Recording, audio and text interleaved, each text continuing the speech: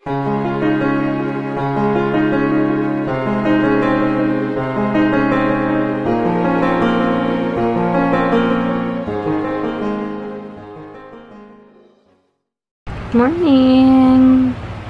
Morning! Tanggalin naman yung medyas niya. Ano ba yan? Lagi niyang katabi yan. Maliit pa kasi siya dito eh. So, dito muna siya. Hello! Ang likot-likot niya. Tingnan niya. Bigla lang siya nahimik. Nilagay ko rin yung black and white na Mickey Mouse sa tabi niya. Tulog na siya. Oh. Diba? Ang behave niya.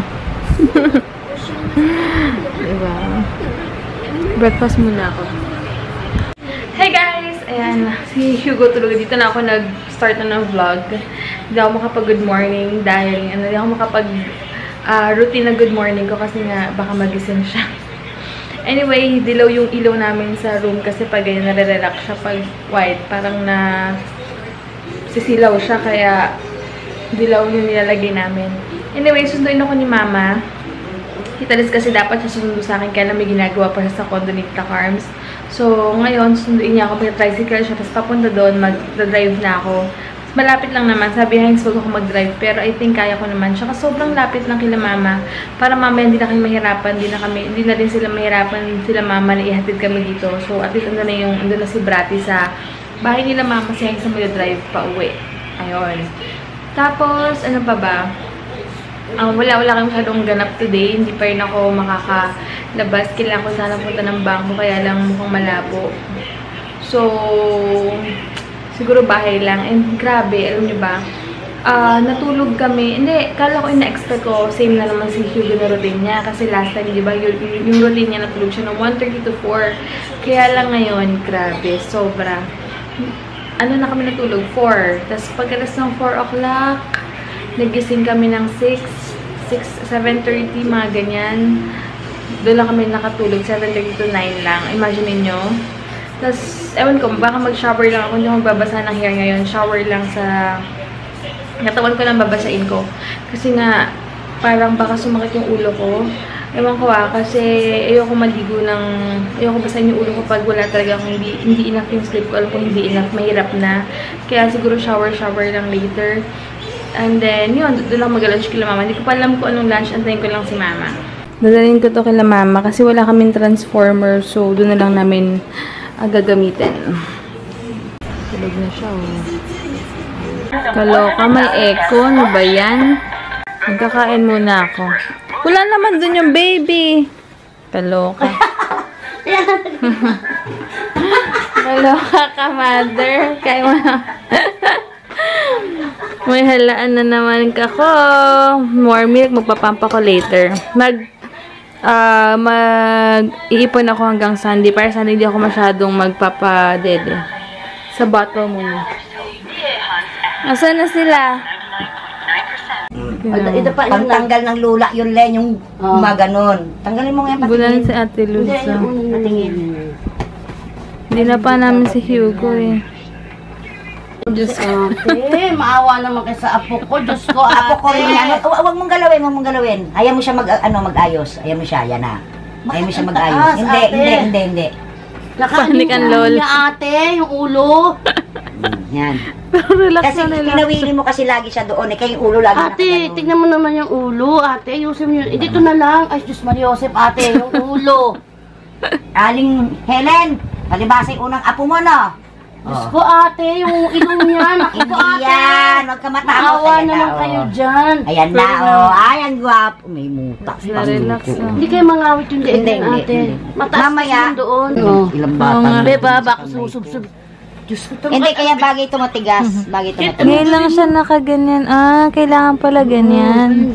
Kailangan may time na nakadapa Kaya Ate Luz. Ate, tulog na yung nakanganga na nga eh. Nahirap siyang matulog baka mamay tululawin na yan, ha? Hindi siya makatulog kanina. Baka mamay tululawin na yan. Tinuruan ako ni Ate Luz paano gawin yan sa legs ko dyan. Tapos nakadapa siya. Tululawin na nga eh, oh. Oo nga eh. Tululawin na nga eh, oh. Ha? Tululawin na. Ayan, dito siya. Ayun. Labas muna ako. Si Mama, pumunta siya ng patay. Magluluto naman ng lugaw. May pakain na naman sa mayara sa patay. Bueno, nilagyan ko siya ng highlighter. Sabi ko, habang nagluluto siya, yung ma-highlight sa mukha niya, kita-kita yung mukha.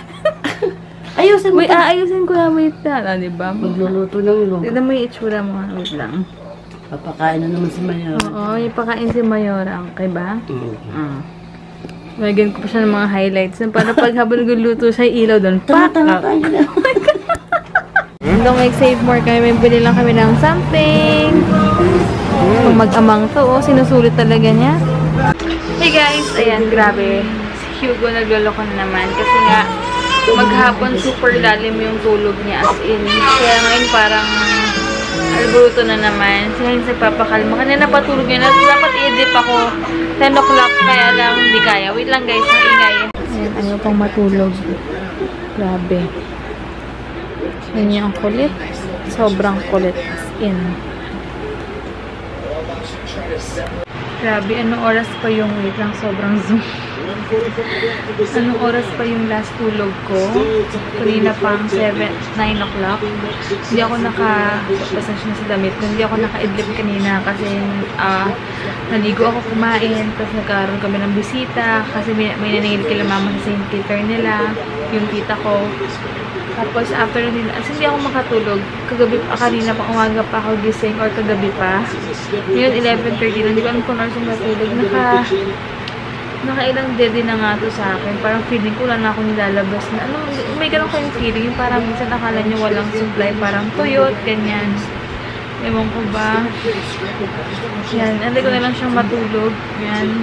Sinapat ko sa kanya si Mickey Mouse yung black and white kasi yun na yung nakikita niya. Kaya, good luck na lang sa akin kung ano oras ako makatulog. Wait, ano ba? Wait. Ayan. Hindi ko alam kung ano oras siya matulog. So, bahala na. Basta ako makatulog na ako ng 1 or 2 hours. Sobrang okay na. Tsaka tomorrow, Saturday na. Sunday na pala yung handaan sa bahay. Excited na ako. Excited na ako sa mga pupunta rin and makakapag-banding kahit na paano. Tapos yung mga English ko pupunta. Kaya yung family nila sa Bulacan di yata matutuloy kasi nga may bigla ang work yung pinsan ni Heinz. Siya lang marunong mag-drive. Kaya parang sila matutuloy, sayang.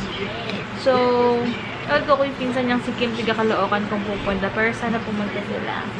Anyway, bukas ko kayo babalitaan ko ano lulutuin nila mama. Medyo marami-rami sa nilulutuin. Tsaka the best talaga yung let's chef ni mama. As in super duper the best talaga. Sige guys, wait lang. Check ko muna to kasi baka umiyak na naman siya. Wait lang. Tahimik siya basta na si Mickey Mouse. Nakikita niya. Nanahimik. Kasi kaya na kahit anong gawin namin, Heinz talaga. Kahit anong hela namin, wala talaga. Nakapag-plancha ka na? So, ayun. Ay, grabe. Ang sakit-sakit na ng katawan ko. Sumasakit yung ulo ko. Pero scary lang. Buti nga, thank God that 2 weeks akong walang tulog, hindi ako nagkakasakit or what. Kasi di ba mahirap yun. Kaya, i-continue ko yung, dilaan mo siya. I-continue ko yung sangobion plus iron ko kasi nakakatulong siya sa blood circulation mo. Kaya, hindi mo na ako bumili ng Natalac C-Fall ba yun? Something ganun. Kasi nga, nag-focus ako sa sangobion dahil feeling ko, di ba, lagi akong puyat. So, sa Watsons pala walang mega malunggay. Kasi maganda rin sa akin yun. Pero tinetest nito yung Natalac saka mega malunggay. Pero so far so good silang dalawa sa akin. Kaya depende kung ano mo nang i-maintain ko.